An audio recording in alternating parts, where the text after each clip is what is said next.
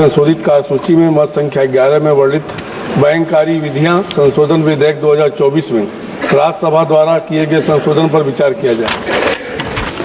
प्रश्न है कि लोकसभा द्वारा यथा पारित बैंककारी विधियां संशोधन विधेयक 2024 में राज्यसभा द्वारा किए गए संशोधन पर विचार किया जाए। जो सदस्य इसके पक्ष में हाँ कहें, जो सदस्य विरोध में ना कहें। मेरे विचार में निर्णय हाँ वालों के पक्ष में हुआ, प्रस्ताव स्वीकृत हुआ। अब मैं संशोधनों को सभा के मतदान के लिए रखूंगा। प्रश्न है कि लोकसभा द्वारा यथा पारित विधेयक में राज्यसभा द्वारा किए गए संशोधन संख्या 1 और 2 को स्वीकृत किया जाए। जो सदस्य इसके पक्ष में हाँ कहें, जो सदस्य विरोध में ना कहें। मेरे विचार में निर्णय हाँ वालों के पक्ष में संशोधन स्वीकृत हुआ।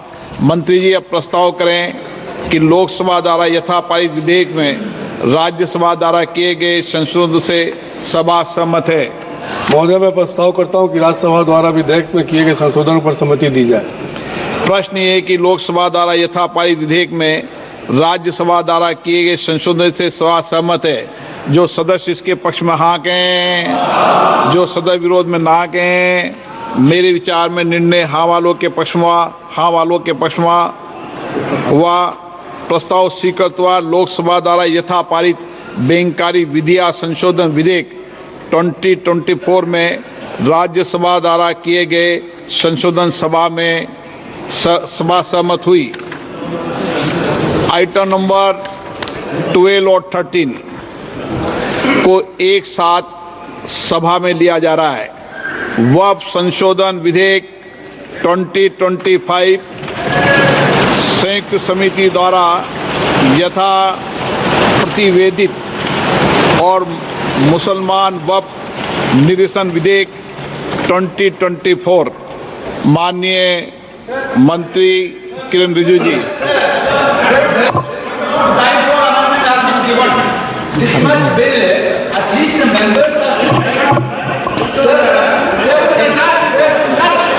हाँ, बोलिए। This type of bill, when you are bringing it to the house, at least the members has to have the power to give amendments. Yesterday, what happened, sir? This bill has been brought into the notice of member only around afternoon. Then the amendment time will be ceased till 3:30. Then how can the members move amendments, sir? This is basically you are actually bulldozing the legislation, sir. This type of legislation bulldozing is not happening in this house, sir. Sir, members has to go. Then why that, sir? You need to give time for amendment, sir. Sir, there are several provisions to be given amendment. There is no time at all. Okay, आप सुनिए। आप बैठिए, एक विषय मैं दे दूं। माननीय सदस्यगण, मैंने सभी जो गैर सरकारी माननीय सदस्यों के जो भी संशोधन प्रस्ताव थे वह और सरकारी संशोधन प्रस्ताव दोनों को बराबर का समय दिया है। मैंने ऐसा नहीं किया कि आपके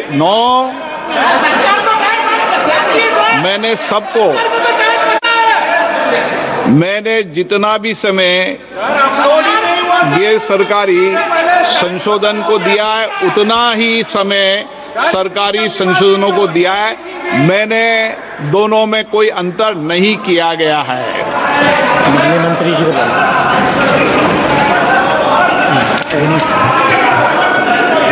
हाँ, एक मिनट एन के प्रेमचंद्र जी, आप बता दीजिए। Sir, my point of order is relating to Rule 80, Clause 1 of the Rules of Procedure and Conduct of Business, and under Rule 376 of the Rules of Procedure, and also colon sector, page 650.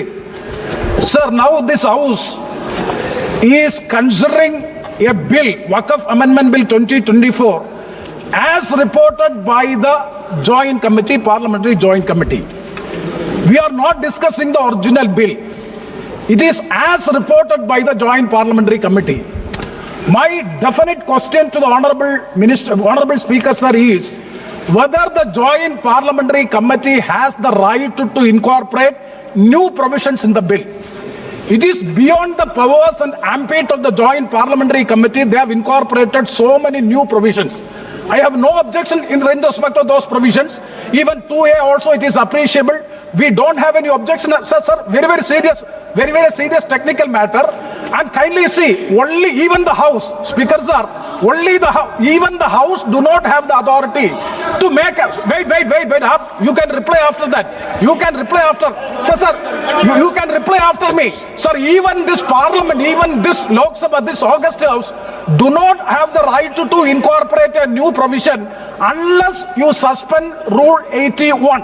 But what is Rule 81, sir? Sir, Rule 81 is very clear. Rule 81 says the following conditions shall govern the administration of amendments to clauses or schedules and relevant to the subject matter of the clause which relates.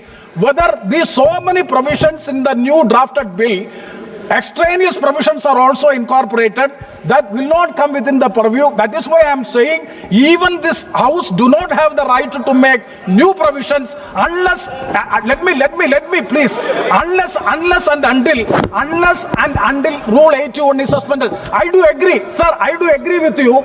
The government has the power, the minister has the power to move amendments, and also they can recommend, Joint Parliamentary Committee can recommend, but they cannot come with new provisions as a newly drafted bill for which there is no right. Okay, okay.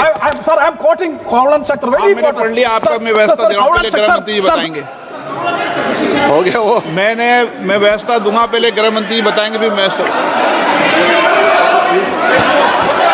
माननीय इनको पढ़ लें दो पूरा, 1 minute इनको पढ़ लें दो, आप पढ़ लो, आप पूरा पढ़ लो। Sir, Kawalan sector, page 615. The motion for reference of a bill to a select committee may include instruction to the committee to consider matters other than those dealt with in the bill but relating to the subject matter of the bill. Instruction to the committee for amendments of such sections of the Parent Act as are not covered by the amending bill, whenever given, are to be specific and clear, unquote. Okay. That means unless and until the House specifically directed to go into this, they have no right to make new provisions in the bill. It is beyond the powers of the Joint Parliamentary Committee they have acted, for which I am seeking a ruling. आप बात खत्म करें। माननीय गृह मंत्री जी, आप बैठिए। ऐसा नहीं चलेगा माननीय सदस्य, मैंने सबको मौका दिया, प्लीज बैठिए आप। बैठिए। माननीय गृह मंत्री जी बोलेंगे। माननीय सदस्य ने जो पॉइंट ऑफ ऑर्डर उठाया है, मैं इसके हार्द को सदन के सामने रखना चाहता हूं। भारत सरकार की कैबिनेट ने इस बारे में एक बिल अप्रूव कर सदन के सामने रखा। आपके द्वारा ये बिल जॉइंट पार्लियामेंट्री कमेटी को दिया गया, जिसका विपक्ष का भी बड़ा आग्रह था। कमेटी ने इस पर सुविचारित रूप से अपना मत प्रकट किया। वो जो मत प्रकट हुआ, वो मत फिर से कैबिनेट के सामने गया। कमेटी के जो सुझाव थे, ये भारत सरकार की कैबिनेट ने स्वीकार किए और अमेंडमेंट के रूप में किरण रिजिजू जी लेकर आए। ये तभी होता है जब ये ऑफिशियल अमेंडमेंट कैबिनेट की अनुमोदन के बगैर आता है। मान्यवर, मैं नहीं मानता इसमें कोई पॉइंट ऑफ ऑर्डर है, और आपका ही आग्रह था कि कमेटी जॉइंट पार्लियामेंट्री कमेटी बने। अगर कमेटी ने कोई बदलाव ही नहीं करने हैं तो ये कांग्रेस जैसी कमेटियां नहीं, हमारी लोकतांत्रिक कमेटी है मान्यवर, जो दिमाग चलाती है। कांग्रेस के जमाने में कमेटियां होती थी जो थप्पा लगाती थी। हमारी कमेटी चर्चा करती है, चर्चा के आधार पर विचार करती है और परिवर्तन करती है। अगर परिवर्तन को स्वीकार ही नहीं करना है तो कमेटी काहे को लिए है भाई?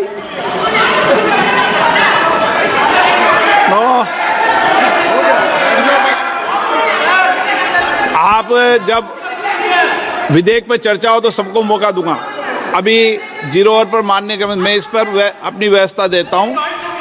माननीय सदस्यगण, श्री N.K. प्रेमचंद्रन जी ने जो प्रश्न उठाया है वक्फ संशोधन विधेयक 2025 पर संयुक्त समिति में विधेयक कुछ खंड जोड़ दिए गए जो विधेयक के दायरे से बाहर हैं।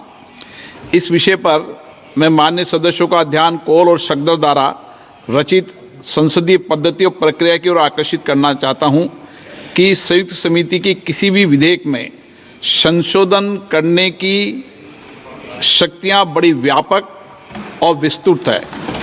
समिति किसी भी विधेयक में पूर्ण रूप से संशोधन कर सकती है या उसको पूर्णतः नया प्रारूप तैयार कर सकती है तथा विधेयक के सिद्धांत में परिवर्तन किए बिना उसका पूरा नाम और संक्षिप्त नाम भी बदल सकती है।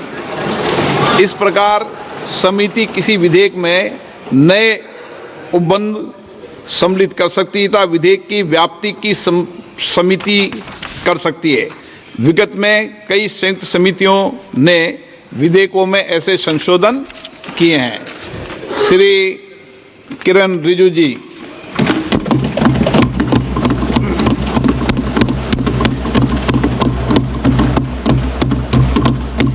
Honorable Speaker, sir, I rise to move the motion for consideration of the Waqf Amendment Bill 2025 and Musalman Waqf Repeal Bill 2024. अध्यक्ष महोदय जी, आपने जो रूलिंग दिया है जेपीसी के बारे में जिक्र किया है, उसी के साथ साथ जुड़ते हुए एक मिनट किरण रिजिजू जी, एक मिनट श्री सौगत राय जी संशोधन संख्या 108 को प्रस्तुत करें। आप बोल रहे थे ना? Under Rule 77(2) of the Rules of Procedure, I propose that the Waqf Amendment Bill 2025 be recommitted for the purpose of eliciting further opinion thereon. Okay, माननीय मंत्री जी अब 12 और 16 पर अपना वक्तव्य दें।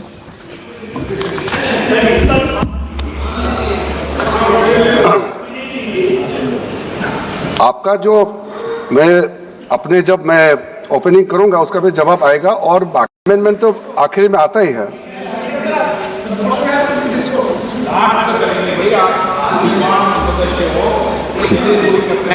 चलिए माननीय मंत्री जी। माननीय अध्यक्ष महोदय, हम सबको बहुत डिटेल में जाने का भी आवश्यकता नहीं है। कमेटी के बारे में उसका जिक्र काफ़ी हो चुके हैं, लेकिन मैं इतना कहना चाहता हूं कि जो कमेटी इस बार दोनों सदन लोकसभा राज्यसभा मिला करके ज्वाइंट कमेटी में वक्फ अमेंडमेंट बिल पे जो चर्चा हुई है, आज तक भारत के संसदीय इतिहास में इतना व्यापक रूप से चर्चा, कंसल्टेशन और समय कभी नहीं दिया है। इसलिए मैं जो ज्वाइंट कमेटी में जितने मेंबर्स दोनों सदनों के लोकसभा और राज्यसभा में जो सदस्य उस कमेटी में थे, मेरे तरफ से सरकार की ओर से मैं धन्यवाद देता हूं, अभिनंदन करना चाहता हूं। अध्यक्ष महोदय जी, कुल मिलाकर के 97,27,772 याचिकाएं ऑनलाइन, फिजिकल, मेमोरेंडम के रूप में, रिक्वेस्ट के रूप में और सुझाव के रूप में पूरे तरह से सरकार ने देखा है, वो जेपीसी के माध्यम से हो या डायरेक्ट दिया हो, हमने सब उसको देखा है। इससे बड़ा कभी भी, इससे ज़्यादा संख्या में किसी भी बिल के ऊपर में लोगों का याचिकाएं नहीं आया आज तक। कुल मिलाकर के 284 डेलीगेशन ने अलग अलग समुदाय के जो स्टेक होल्डर्स है, उन्होंने कमेटी के सामने में अपने बात को रखा है, सुझाव भी दिया है। 25 स्टेट गवर्नमेंट और यूनियन टेरिटरीज का वक्फ बोर्ड्स ने अपना सबमिशन भी पेश किया गया है। इसके अतिरिक्त कई लीगल लुमिनरीज, विद्वान लोग हैं हमारे समाज में, कम्युनिटी लीडर्स हैं, अलग अलग धार्मिक संस्थाओं का प्रतिनिधि, charitable organisation, civil society, academicians, researchers, policy makers, सब ने इस कमेटी के सामने में पेशकश किया है। उसके साथ साथ मैं कहना चाहता हूं सर, आज जब मैं जो बात रखूंगा आपके सामने में, पिछली बार जब हमने ये प्रस्तुत किए थे बिल को इस सदन में, तब भी मैंने कई बातें बताई थी। आज मैं उसको नहीं दोहराते हुए कुछ बातें मैं जोड़ूंगा, और मुझे अपना बात रखने के बाद सिर्फ उम्मीद ही नहीं, पूरा यकीन है कि जो जो लोग इस बिल को विरोध कर रहे थे वो हृदय में भी बदलाव होगा, पॉजिटिव सोच के साथ इस बिल में सब समर्थन करेंगे। ये मैं विश्वास के साथ आप आगे अपना बात रखना चाहता हूं। क्योंकि मैं पॉजिटिव नोट से बात रखना चाहता हूं, तो इसलिए एक मेरे जो मन की बात है मैं कहना चाहता हूं, तो इससे अच्छा संदेश जाए। किसी की बात कोई, अध्यक्ष महोदय, किसी की बात कोई बदगुमान ना समझे, इस जमीन का दर्द कभी आसमान ना समझेगा। ये मैं दिल से कह रहा हूं, क्योंकि अच्छा सोच के साथ, बड़ा दिल के साथ, खुले मन से मैं ये प्रस्ताव आपके सामने में पेश कर रहा हूं। सर, कई लोगों ने अपने अपने तरीके से बातें रखी हैं। किसी ने कहा ये प्रावधान अनकॉन्स्टिट्यूशनल है, गैर संवैधानिक है। किसी ने कहा ये इलीगल है, अनलॉफुल है। सर, ये बिल जो हम लोग जिक्र कर रहे हैं कोई नया विषय नहीं है। आज़ादी से पहले ये बिल, जब पहली बार मुसलमान वक्फ वैलिडेटिंग एक्ट पास किया गया था 1913 में, तब से इसका इतिहास शुरू होता है। उससे पहले प्रिवी काउंसिल ने 1894 में इनवैलिडेट किया था वक्फ अल औलाद को।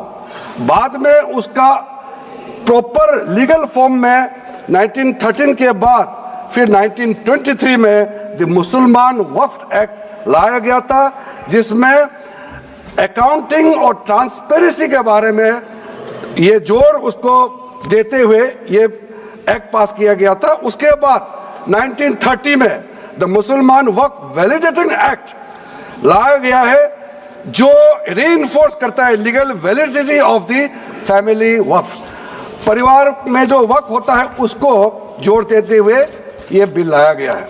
उसके बाद आज़ादी के बाद 1954 में 1954 में वक्फ एक्ट पहली बार आज़ाद भारत का एक्ट बनी, और उस समय स्टेट वक्फ बोर्ड का भी प्रावधान उसी 1954 एक्ट में प्रावधान किया गया था।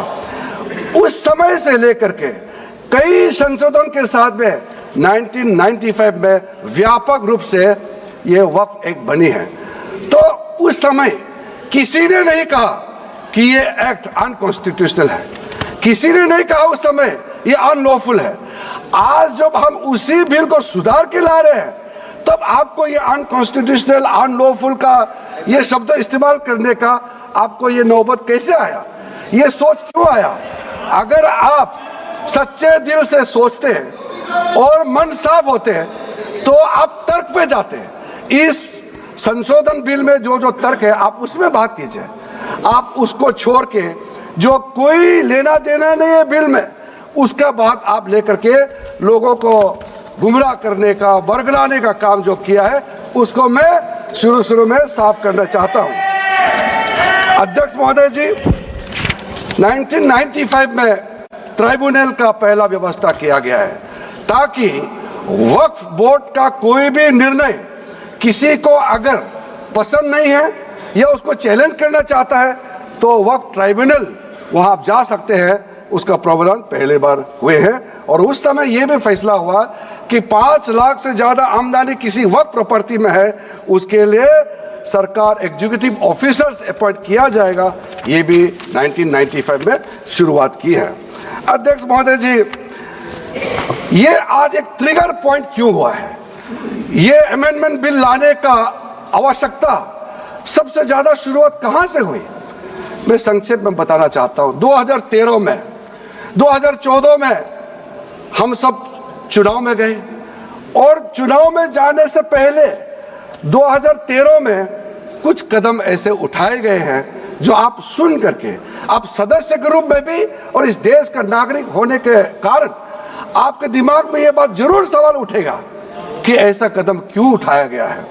सर, 2013 में पहला ये बदलाव हुआ कि इस देश में कोई भी आदमी, कोई भी इंसान, चाहे वो हिंदू हो, मुसलमान हो, सिख हो, ईसाई हो, पारसी हो, बौद्ध हो, जैन हो, वक्फ क्रिएट कर सकता है। सबको मालूम है वक्फ एक मुसलमान का अल्लाह के प्रति अपना एक उसका एक पायस चैरिटेबल रिलीजियस पर्पस के लिए वक्फ क्रिएट किया जाता है, लेकिन उसमें डाइल्यूशन करके 2013 में कोई भी वक्फ क्रिएट कर सकता है।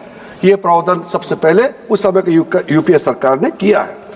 दूसरा, आपने सारा वक्फ को स्पेसिफिक कर दिया कि शिया बोर्ड में शिया ही रहेंगे, सुन्नी बोर्ड में सिर्फ सुन्नी ही रहेंगे, और कोई भी बोर्ड हो सिर्फ उनके लोग ही रहेंगे, बाकी कोई उसमें आ नहीं सकता है।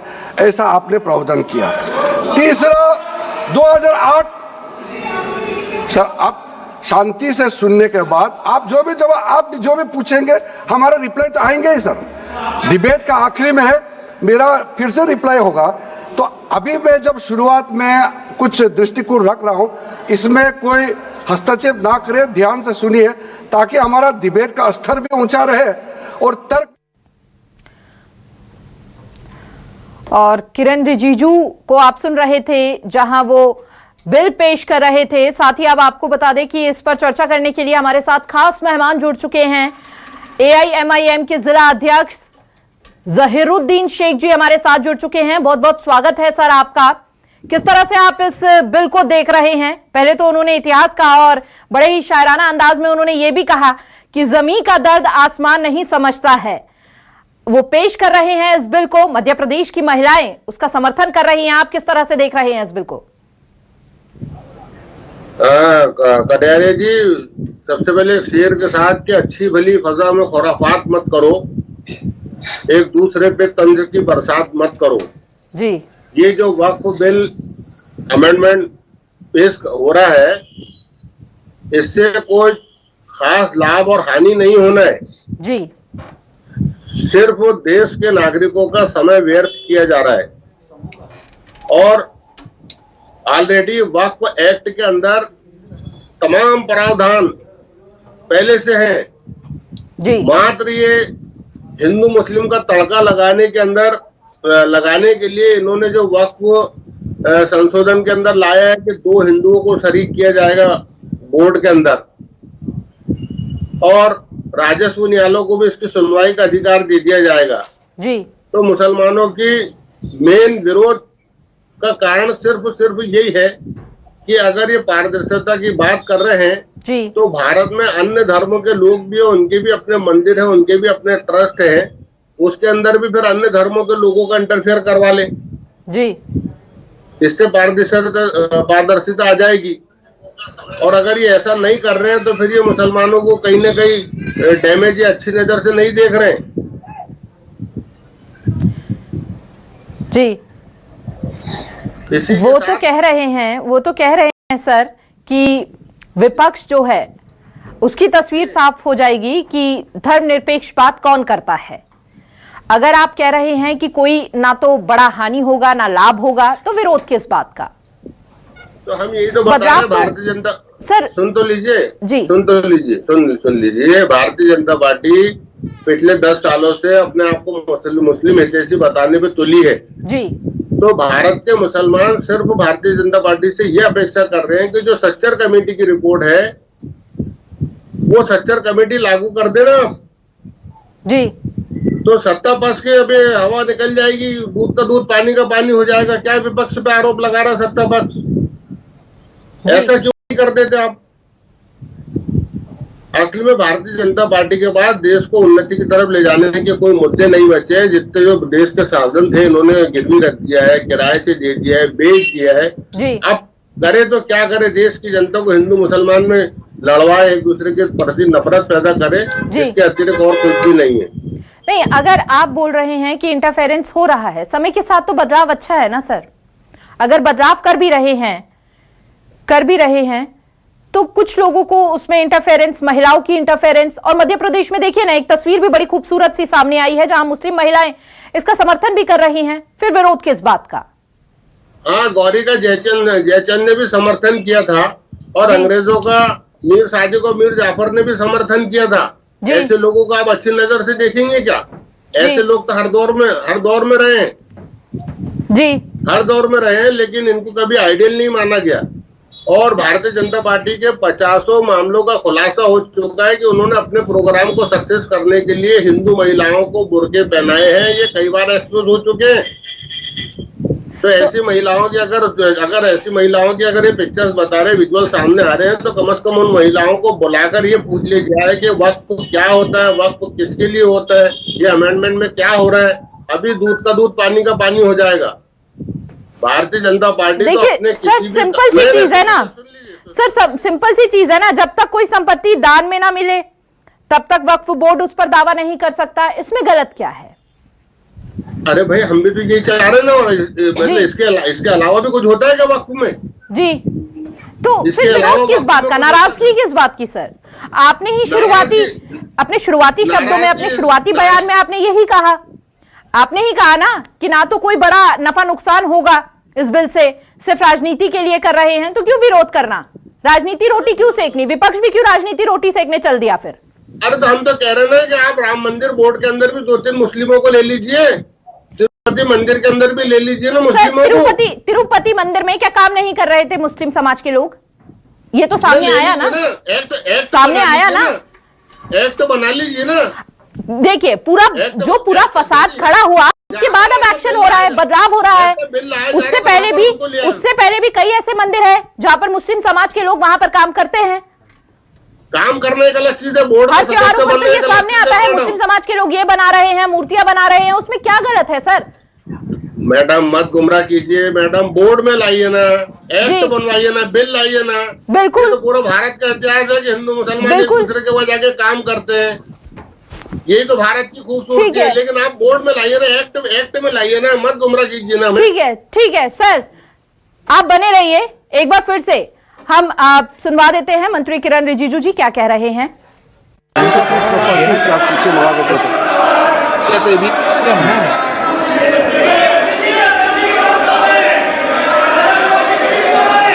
अध्यक्ष महोदय, सबको बोलने का मौका मिलने वाले हैं, तो कम से कम बात को शांति से सुनने के बाद आप अपना बात रखिए। ये कोई तरीका नहीं होता है सर।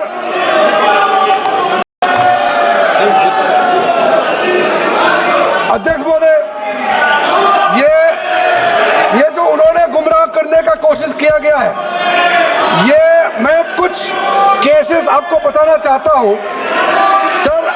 आप देखिए आर्टिकल 25(1) क्या कहता है, संविधान का अनुच्छेद आर्टिकल 25(1) कहता है, subject to public order, morality and health and to the other provisions of this part, all the persons are equally entitled to freedom of conscience and the right freely to profess, practice and propagate religion.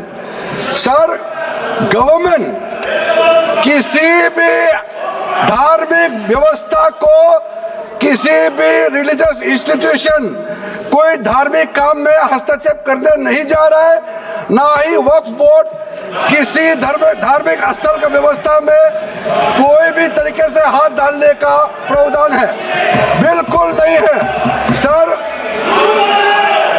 आप अगर हम कोई नमाज, sir ये क्या झूठ बोल रहे हैं? ये कॉन्स्टिट्यूशन, हम कॉन्स्टिट्यूशन का प्रावधान पढ़ रहे हैं, फिर भी झूठ बोल रहे हैं। ये कॉन्स्टिट्यूशन को नहीं मानते हैं सर। किसी मस्जिद का मैनेजमेंट को हम हस्तक्षेप करने का कोई इसमें प्रावधान नहीं लिया जा रहा है। एक मिनट माननीय सदस्य, आप भारत की संसद में बैठे हो, गरिमा मर्यादा बनाए रखो, बैठे बैठे टिप्पणी मत करो। हाँ, आपको जब मौका मिलेगा आप अपनी बात कहना, बैठे बैठे टिप्पणी नहीं कर सकते। ये संसद की मर्यादा नहीं है, ऐसे नहीं चलेगा सदन व्यवस्था नियम से चलेगा। किसी भी व्यक्ति को बैठे बैठे कोई भी सदस्य जो बोल रहा हो उसके बीच में टिप्पणी करने का अधिकार नहीं है। माननीय मंत्री जी,